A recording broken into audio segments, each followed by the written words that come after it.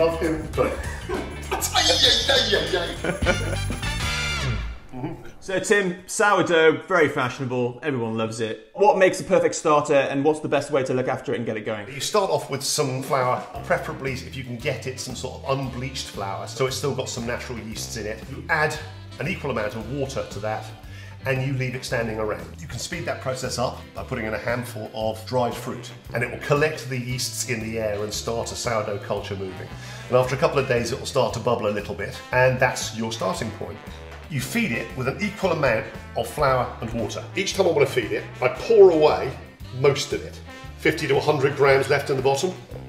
And then to that, I add roughly 200 grams of flour and 200 grams of water every time I feed it. And it's one of those things that works really well if you've been doing it all your life. Which I haven't been doing. I've had mixed results with my starters. There's this one, which was last fed about 2 days ago, I think, 3 days ago, which I almost poured on the laptop. In fact, I did just pour on the laptop. That's a good start.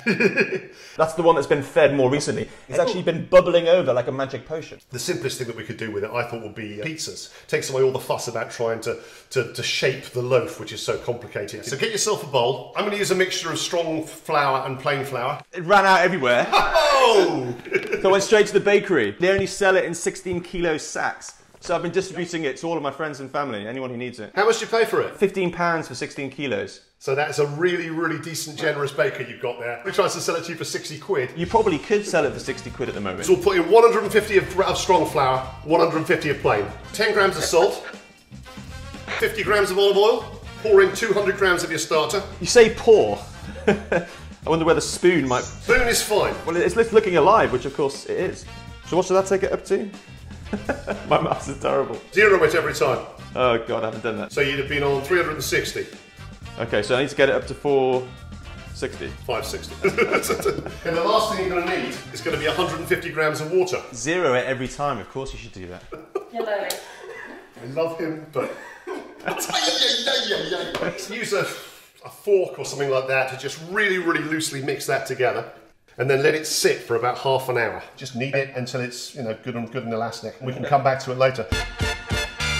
Take your clove of garlic, cut it across the middle, all the garlicky bits out of the top and put them straight into the bottom of your roasting tin. Pour in 2 cans of tomatoes on top.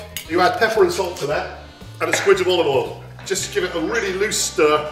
My granddad used to always put sugar in his tomato sauce. Where do you stand on that? You shouldn't need it with decent tomatoes. His tomato sauce was great. What you can do is a shot of balsamic vinegar. It also adds a little bit of sour. Then just chuck the lot in the oven. That's so simple. I don't think I'm ever going to make a tomato sauce on the hob again. That's it. Mine looks a little black around the edges. Should I be worried about that? That's fine. Scrape it in. All of your garlic should have gone completely flat, so you should be able to do this by mashing with a spoon. This sauce is the absolute New York pizzeria Italian-American standard, because you can do it really, really quickly by putting the sauce ingredients in the pizza oven. It's a good old school sort of catering industry trick. That's it. That's the sauce. All of our sourdough cultures are different, so they work at different rates. So the rule that we tend to use is, has it doubled in size? Now, once yours has doubled in size, it's done its thing. And then you need to cut it into 4 pieces and form each of those pieces into a neat ball. You don't have to worry about keeping everything tight and neat and doing the shaping bit. Just make them roughly into balls, and stack them up in a tray and put that tray in the fridge. In the industry, we call this retarding. We're going to retard the dough overnight, and that's going to give it a time to develop better flavours. Put some flour on the table, pick up one of your balls, place it in the middle of the flour. Allow it to use its own weight to kind of stretch out by passing it from finger to finger. And as soon as you start to get a sort of round shape, put it down on the flour, pull it out sideways with your fingers. You've got it, that's good, that's really good. It doesn't take much more than that. Now if you were an Italian, you'd now throw it up in the air and catch it. If you get a tear in it, you can squeeze it closed. Have you got a peel? A peel? One of those things for shooting a pizza onto a pizza stone. Oh yeah, yeah, big shovel thing. Go get your big shovel thing. It's way too big for our kitchen. It's absolutely ridiculous. Wait until you see this. Perfect. That's a commercial one. Yes. I'm using circular tin tray. Put some flour on the peel and then put the pizza dough on top of it and then sort of shuggle it about just to make sure that it moves on the peel. So I've got a pizza stone which of course heats the pizza up to a much higher temperature than my oven would do otherwise. Can you do these kind of pizzas just in a regular oven? Totally. The thinner the steel tray you use, if you're putting it on an oven tray, the better, because that will heat through quicker. Continuing to stretch it just a little bit. around the outside, leaving a slightly raised crust. And now mine's perfectly circular and I'm very happy with it. Don't put heavy downward pressure on it, because that way you'll probably tear the base, which you don't want to do. Use a maximum of 2 tablespoons full. Now, sprinkle black pepper on top. Cheap stick block mozzarella. That seems to be a bit difficult to get at the moment. So I've got this off-brand burrata. Tear it into little pieces and drop them quite carefully.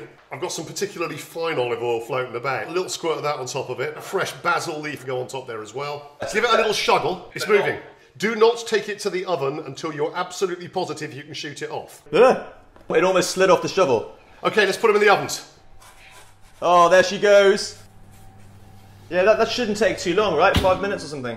If that. Tim, where do you stand on pizza toppings? I always got the sense that the purists think it just cheese and tomato is... It's how you judge whether a pizza is a really good quality. I think now we're in lockdown, we need to stop being so damn judgmental. There's a lot to be said for a good Neapolitan pizza, which is very pure, close to what we're making here. But, and if you tell anybody I've said this, I will come to your house and I will kill you, and all those you love. But I like ham and pineapple on a pizza. Scandal. Sorry, my daughter's just asked if she can be adopted. Okay, let's do it. Oh, mate, that's really good. I love your edges. Look, I'm just going to lift mine up. Very nice. Let's cut. What do you reckon? It's pretty good. You should be able to think now of tweaks you could do to that. His sourdough goes so well with blue cheese and some slices of pear. You don't have to stick to just Italian. Lahmacun is a Turkish flatbread. Make the base that same way, put olive oil all over it, and then you crumble seasoned ground lamb over the top of it, bit of cumin, some sumac, things like that, bit of za'atar if you have it. When it comes out, you put dots of cream cheese on top of it, or it can work with feta if you want to. So there's so many different ways you can do it without having to go through the whole routine of, I'm really bored of making sourdough loaves now. I've made 12 bigger than my head. I don't want to do any more. The base is everything, and you can taste the sour in the base. You can taste that sourdough pizza for sure.